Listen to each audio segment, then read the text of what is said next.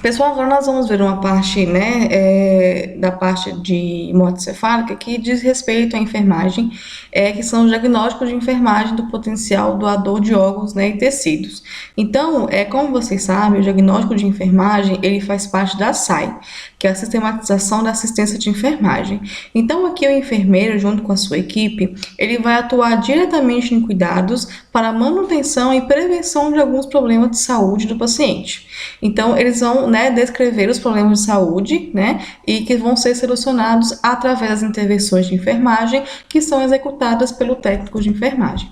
Então, o primeiro diagnóstico que a gente tem é a capacidade adaptativa intracraniana diminuída, caracterizada pela pressão intracraniana basal, né, relacionada à lesão cerebral. Então, aqui, a gente vai fazer a manutenção, em relação à pressão intracraniana do paciente.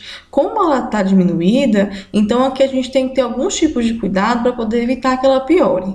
Então a gente vai manter o decúbito elevado do paciente de 45 graus, atentar para tratamento farmacológico quando houver hipertensão, observar otorragias e também comunicar ao enfermeiro, observar sinais flogísticos em inserção da PIC, trocar curativo e higienizar local de inserção da PIC com clorexidina alcoólica 0,5% após o banho, tá? O segundo diagnóstico de enfermagem, então, é o débito cardíaco diminuído, caracterizado pelo débito cardíaco, taquicardia, pressão venosa central aumentada, relacionado ao uso de drogas vasoativas. Então, aquele paciente que está ali sendo com manutenção para doação de órgãos, ele vai ter o uso de drogas vasoativas. E essas drogas vasoativas, elas podem, fazer algumas alterações que vão inviabilizar a doação de órgãos. Então, a gente vai monitorar o paciente, os sinais vitais de 1 em 1 hora. Nós vamos monitorar a PVC a cada 2 horas também, que é na máquina, A gente não precisa mais fazer PVC manual. Nós vamos atentar rigorosamente à administração de drogas vasoativas prescritas e atentar também para a coloração da pele e também das extremidades e ou comunicar ao enfermeiro se houver algum tipo de alteração. O terceiro diagnóstico que a gente tem é a hipotermia, caracterizada pela temperatura inferior a 36 graus, pele fria, relacionadas à perda do centro de termo regulador. Então, aqui a gente tem que se preocupar em manter a temperatura do paciente para poder viabilizar mais uma vez, a doação de órgãos. Então, devemos manter a temperatura corporal entre 36 graus e 37 graus, manter o ambiente e leitos aquecidos, usar manta térmica, verificar a temperatura de 30 em 30 minutos, aquecer soros a temperatura de 36 graus antes de infundi-los. Tudo isso para poder manter, então, o paciente na temperatura correta.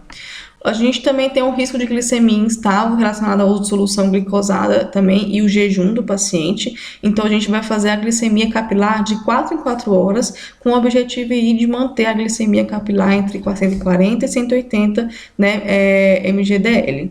Vamos realizar também o rodízio de locais de punção para poder evitar aquelas complicações que a gente já aprendeu lá em Fundamentos de Enfermagem.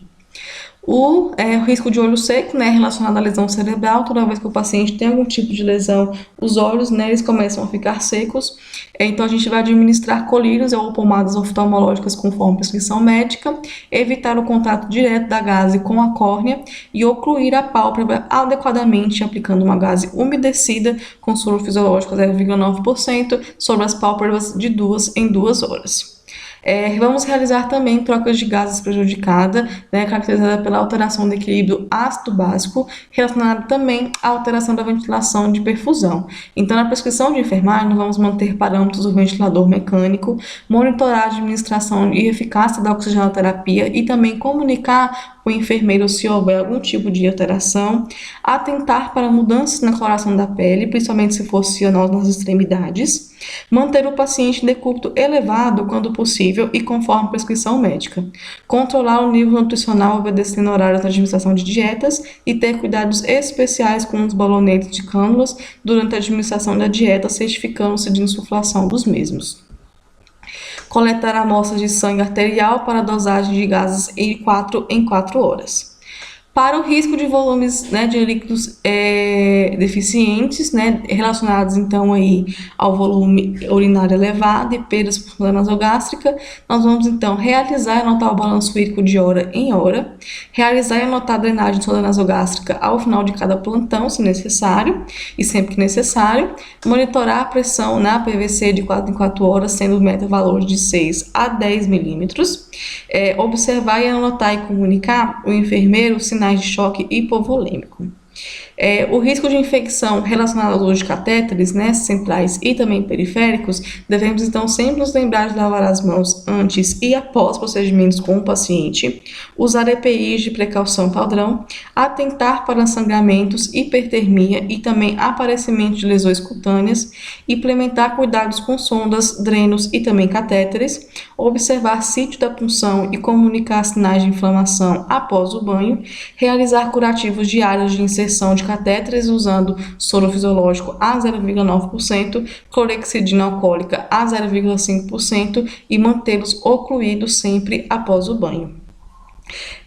No diagnóstico 9, nós temos a ansiedade da própria equipe de enfermagem, né, caracterizado então pelo nervosismo e pesar relacionado a crises situacionais e também ao estresse. Então, como prescrição de enfermagem, nós temos aqui alternar assistência ao paciente entre os dias de plantão, comunicar ao enfermeiro os sentimentos em relação ao paciente em morte cefálica e promover aí a educação permanente. E o 10º diagnóstico de enfermagem é em relação ao pesar dos familiares, né, caracterizado aí pela dor, manutenção de conexão com o falecido e sofrimento relacionado à situação da perda da pessoa, né? Então, como prescrição de enfermagem, nós vamos oferecer apoio emocional aos familiares do paciente, esclarecer dúvidas aos familiares sobre a morte encefálica e também sobre a doação de órgãos. Então é isso, pessoal. Então essa foi a nossa aula de hoje. Espero que vocês tenham gostado, tá? Uma boa aula a todos e até mais.